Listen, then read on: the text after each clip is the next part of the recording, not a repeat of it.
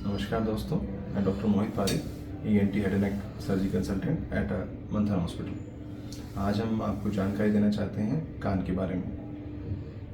हम लोग सभी कान को किस प्रकार जानते हैं, सिर्फ बाहरी कान को देखते हैं और इसी को जानते हैं और इस सुराख को देखते हैं बाहर से हम। जबकि as a ENT consultant ENT doctor पूरे कान को डिवाइड पूरे गहराई तक देखते हैं।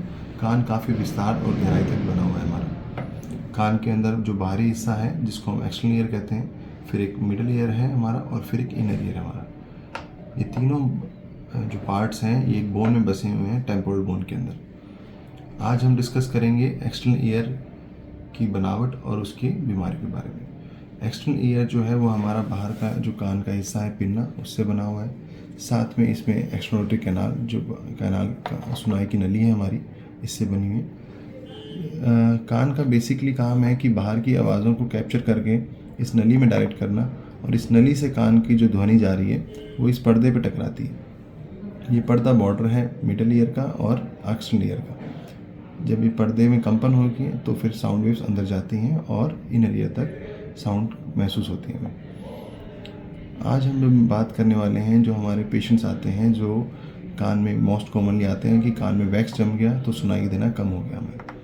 कुछ पेशेंट आते हैं जिनके अंदर यहाँ पर पस पड़ जाती है, इन्फेक्शन होता है। जब हमारा मौसम नमी का हो, बारिशों का मौसम होता है तो उसमें फंगस का इन्फेक्शन भी होता है काफ़ी कॉमन, जो इस नली को ब्लॉक कर देता है या पर्दे पर घाव कर देता है। साथ में इसमें दर्द भी आता है, खुजली भी आती है।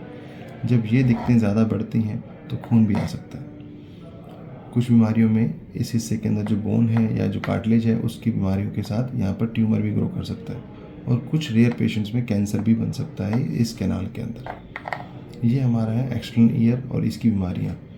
इनको उपचार करने के लिए हमें पहले दूरबीन से जांच करनी पड़ती है कि कैनाल में क्या बन रहा है और पर्दे तक क्या है, उसका पर्दे का स्टेटस क्या है।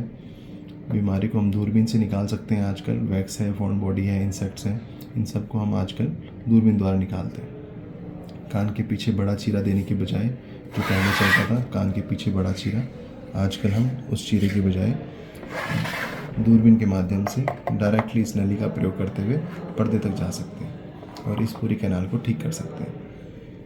तो आज एक्सटर्नल ईयर के बारे में जानकारी इतनी काफ़ी है। अगली वीडियो में आपको मिडल ईयर और इनर ईयर की जानकारी देंगे। धन्यवाद।